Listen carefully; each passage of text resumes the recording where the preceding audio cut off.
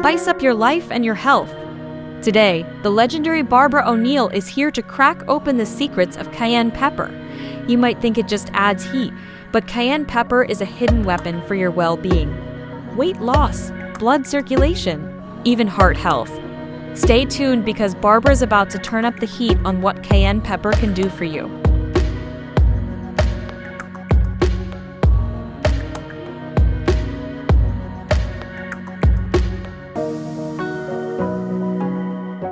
Now we're going to have a look at cayenne pepper. This is my travelling pack. I take cayenne pepper everywhere with me. Cayenne pepper is a remarkable herb. Cayenne pepper is not chili. Chili comes from the chili family, and cayenne pepper comes from the capsicum family. Chili is an irritant to the lining of the gastrointestinal tract. Black pepper is an irritant to the lining of the gastrointestinal tract. But cayenne pepper will heal a stomach ulcer.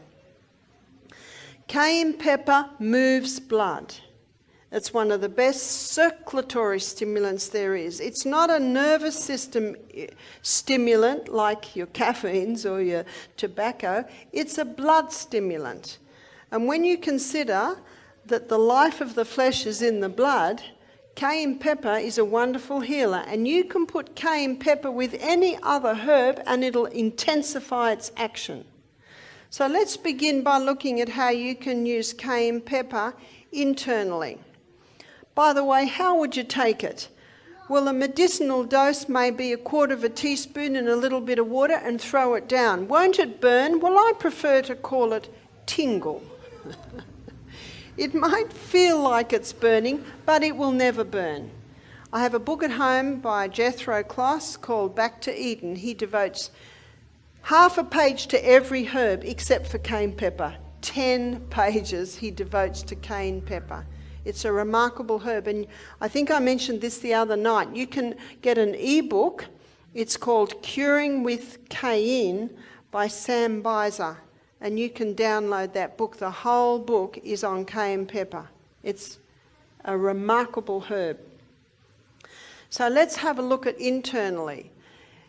Internally, it'll heal a stomach ulcer, because what the cayenne does, it causes a constriction of any open blood vessels. So just for a moment, let's look at externally. If you have a cut, you pour cayenne pepper into it and it'll stop the bleeding. Now, we had a Fijian doctor come over and work with me for a couple of weeks. She wanted to look at what we did. Do you know she works in Suva now, and her name is the nutritional doctor. She works all with natural medicines. But let's back to Misty Mountain. I'm giving a lecture, and I heard a crash in the kitchen, but I just kept lecturing, as I always do. Like when the little girl does ballerinas there, I just keep lecturing. Yes, the building might fall down, and I just might keep lecturing. That's my job, just keep lecturing. I was in the Bronx, New York, lecturing one day, and behind everyone, a policeman came in with his gun drawn. I just kept lecturing. He went out again. So the good news, we're going to keep going. Anyway, where was I?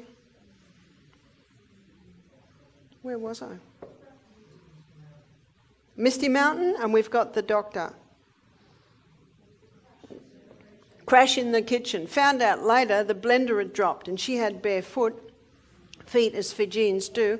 And you know how thick blenders are? 3 bits of glass had gone on the top of her foot, and she had 3 1 centimetre long cuts on the top of her feet. And the staff were saying, Barbara, quick. So I went outside, and just like most Fijians, she's laughing. And I looked at her foot, and I could see little globules of fat. How deep is that? That's very deep. I said, don't worry about it, we'll fix it. So I went and got the cayenne pepper, and I sprinkled cayenne pepper in it. Anyway, she laughed the louder, as Fijians do. Most others would have screamed. Doesn't it hurt? Well, it's already hurting. So it just hurts a little bit more. and only hurts momentarily. It's like when you put cayenne pepper in your mouth, the tingle dies down, and then we bound it up. Well, I saw her the next day and she said, I can't believe this. She said, I would have stitched that. She said, if I'd been near a hospital, she said, I would have stitched that. But she said, this has drawn it together. She said, all the swelling's gone down. She said, it's unbelievable. So you see, her experiences at Misty, maybe that one, was very helpful on her knowing how to treat. And that's what cayenne will do. My son William, when he was about 10, he was clearing away the banana, the cut banana. You know how bananas, you'll get the old ones? And the eldest son was cutting them with a machete.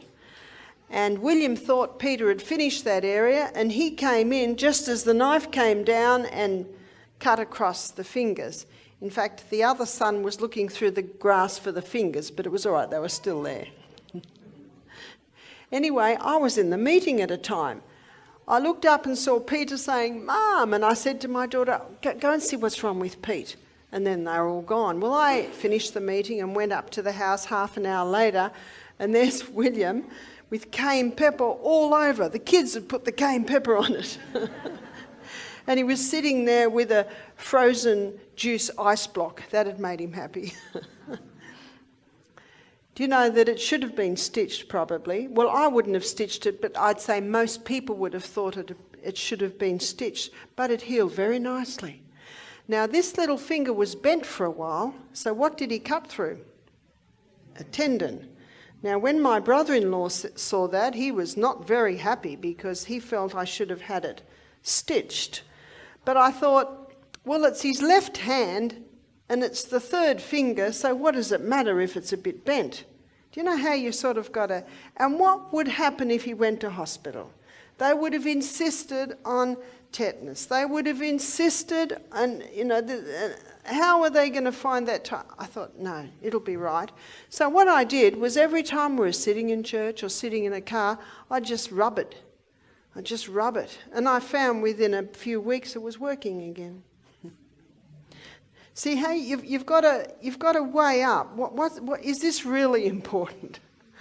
And as I said, if I broke my arm and my bones were sticking out, I'd be very thankful for a doctor to perform an operation to get my arm working again. But there are lots of little tiny bits and pieces that the natural remedies will fix.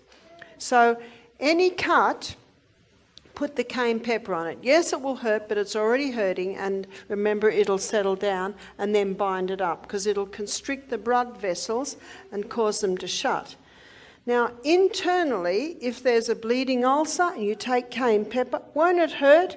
It'll give a little bit of a tingle, but it will never hurt, meaning it will never cause an ulcer. In the book Jethro Kloss, there's a doctor that says it's impossible to cause a lesion with cayenne pepper. Another doctor said, you cannot abuse cayenne pepper. It's impossible to abuse it. It's actually a very safe herb. It will never harm. It might feel like it sometimes, but it will never harm. You can also use it internally if someone has a heart attack. Now, I had read about this, but I experienced it once, and it was when we had our health retreat in Melbourne. I got a call from one of the staff. A lady's had a heart attack in the middle of a cooking class. So I ran down. I was there in 3 minutes. The lady's lying on the ground. Her face is white. There's a guy holding a pulse. He said, the pulse is gone? Almost. I said, quick, cayenne pepper. I got a half a teaspoon of cayenne pepper, quickly put it in her mouth. She was half conscious. We're able to give her a little bit of water to drink. Within 2 minutes, the guy holding the pulse said, the pulse is strong. All the colour came back into her cheeks, and she sat up and said, what happened? Just amazing. We sold out of cayenne pepper that program. Everyone, what happened to that lady? What happened to that lady is that cayenne pepper, when it got into the blood vessels, it thinned the blood. This is the best blood thinner. No need to warfarin. For warfarin, I mean rat poison. No need for aspirin. And by the way, it has been shown today that aspirin causes brain bleeds. This is very, very safe with no side effects. Now, if someone is on warfarin or aspirin and they're a little concerned, I would suggest start taking 1/4 teaspoon 3 times a day. And most people, if they're on warfarin, they have to be tested, every few weeks or every month. And the doctor will say, your blood's getting so thin, we can reduce your medication. Because he will see it if you're taking cayenne pepper. It's very safe. I was going to say many doctors, probably 1% of doctors, there are a few that are using natural medicines with amazing results. See, there's no side effect with this. You could take a bucket of that a day and you would still not bleed to death. Because, remember herbs? Psalm 104 verse 14, God made herbs for the service of man. They work with the body. Now what that did when this lady took it, it thinned the blood, it immediately opened, dilated all her blood vessels, and she got a dramatic delivery of blood all through her body, and that's what pulled her around. Isn't that amazing? If you've got a stomach ulcer, it'll constrict the bleeding vessels. If you need to open the arteries, it'll just open that. That's how the herbs work with the body. You can also use cayenne pepper to wake up areas of the body that may be sleeping. Now, we have had a few people come to our program who've got peripheral neuropathy. That means they've lost the feeling in their feet. And this is one of the side effects of chemotherapy. So we've had a few people come who have lost the feeling in their feet. And it can also be used when people get commonly cold feet.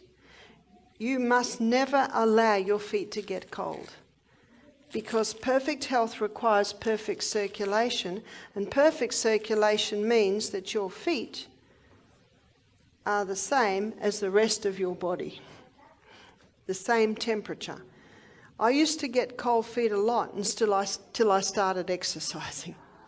You see, exercise is the best cure for poor circulation, especially that interval training. But we have had many people come with cold feet, and we've had a few people come with peripheral neuropathy. They've lost the feelings in their extremities. Now, if someone's lost the feelings in their extremities, you can never do hot and cold foot treatments on them. You put cold feet into really hot water, you can damage the tissues. So you have to be very cautious with that. But you can put a cayenne pepper compress on the bottom of the feet. Now what I usually do, now you see what I've done here, I've got a piece of Glad wrap and I've got kitchen paper that's been folded over. I'm going to put a light sprinkle of oil on that, and then I'm going to sprinkle about 1/2 teaspoon of cayenne pepper on that. And what the person does, they put their foot straight on the cayenne pepper, wrap the Glad wrap round, put it in a sock and keep it on all night. And by morning, their feet are warm and their feet stay warm. I had one man who'd lost all feeling in his feet, and on the second night he got pins and needles in his feet. What's pins and needles? That's the first sign that life's coming back in the feet. You see, it's very, very gentle. So usually I put olive oil, and I haven't got olive oil, so I'm just going to do a little bit of castor oil here. So just a little smear of olive oil or castor oil, just enough to so that the cayenne pepper will stick. And now I just spread that over so it's spread out. And I have put a little bit too much on there, but that will be just enough for the other foot. So I'm just going to put another one on so that to mop it up, because it's, oh yes, so I've easily got enough for 2 feet here, and most of us have got 2 feet, yes. And now I'm going to sprinkle the cayenne pepper on. So the oil is just so that the cayenne pepper sticks to it, because if you didn't put the oil on, of course the cayenne pepper would just all fall off. Now this is about how much I put on. So you see that?